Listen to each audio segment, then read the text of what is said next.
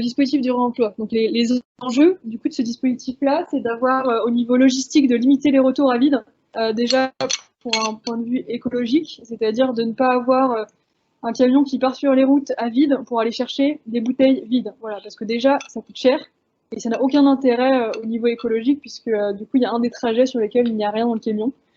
Donc l'idée c'est de trouver des solutions. Ce qu'on est en train de développer aujourd'hui, on a été accompagné notamment par Bretagne Supply Chain sur ces dispositifs-là pour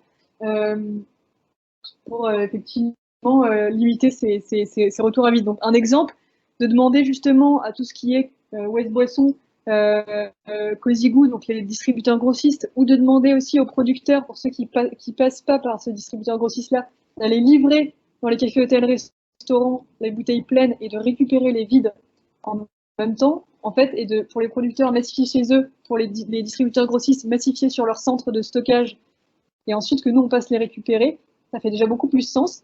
Ça fait des points de massification aussi, et qui permettent donc de venir avec ensuite un semis et de récupérer plusieurs points de massification plutôt que de faire pareil des toutes petites tournées de collecte avec plein de petits transporteurs, ce qui est extrêmement polluant. Voilà. Donc mutualiser, donc pareil, les transports entre les petits producteurs, c'est aussi quelque chose qui peut être intéressant. Mutualiser aussi le stockage, puisqu'on sait que sur les producteurs, un des problèmes peut être le stockage.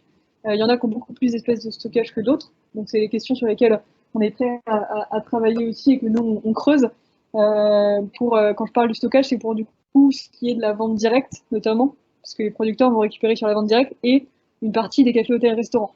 Et Distro du coup servira justement de se débrouiller pour faire une grosse partie et petit à petit la majeure partie des cafés, hôtels, restaurants et tout ce qui est magasin. Voilà. Donc c'est pareil, au début il y aura peut-être moins de magasins, moins de cafés, hôtels, restaurants, puis plus ça va prendre, plus justement la partie en fait de collecte sera du coup assurée.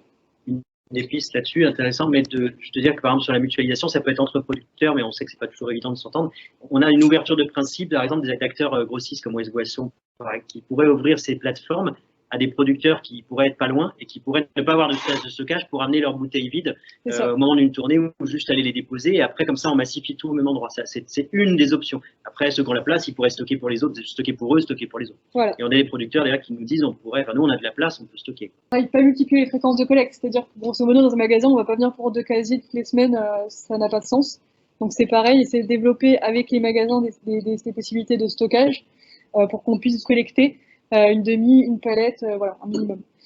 Donc là-dedans, c'est définir effectivement les points de massification, du coup les seuils de collecte, c'est ça, est-ce qu'on passe à partir de 10 casiers, une palette, 2 palettes, etc. C'est ce type de réflexion-là.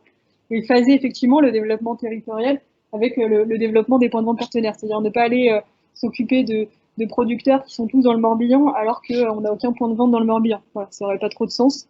Donc là, on est en train de travailler tous ces points-là. Donc le stockage, au niveau des stockages. Donc là, c'est un exemple, par exemple, des casiers qui sont utilisés par un bout à bout. Donc stocké à l'abri des UV. C'est pas obligatoire si c'est stocké pour une courte durée.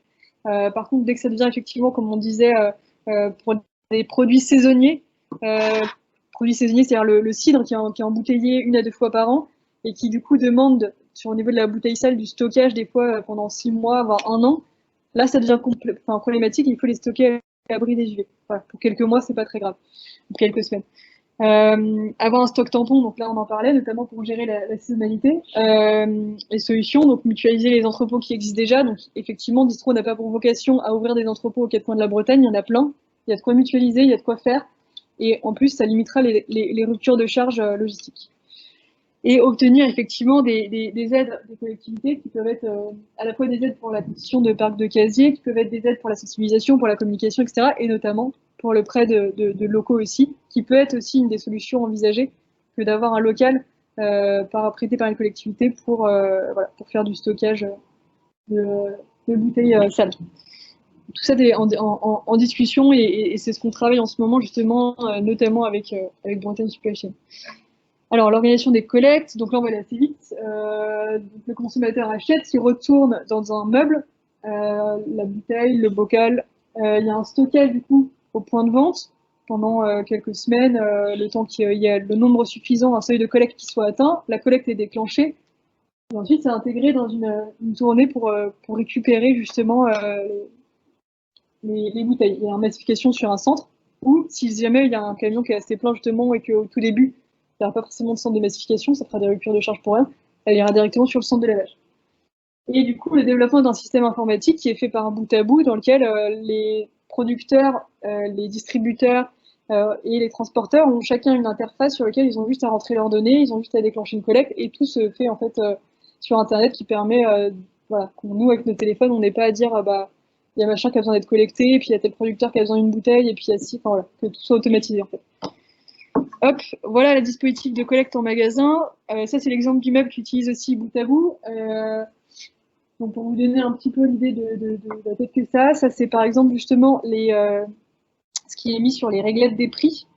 Vous avez aussi voilà, des choses assez simples comme ça, et puis bah, tout un panel aussi qui peut être affiché en boutique sur les vitrines, qui peuvent être aussi distribués notamment aux consommateurs, donc des petits livrets comme ça, ou simplement des petits feuillets comme ça, je le montre notamment. Voilà.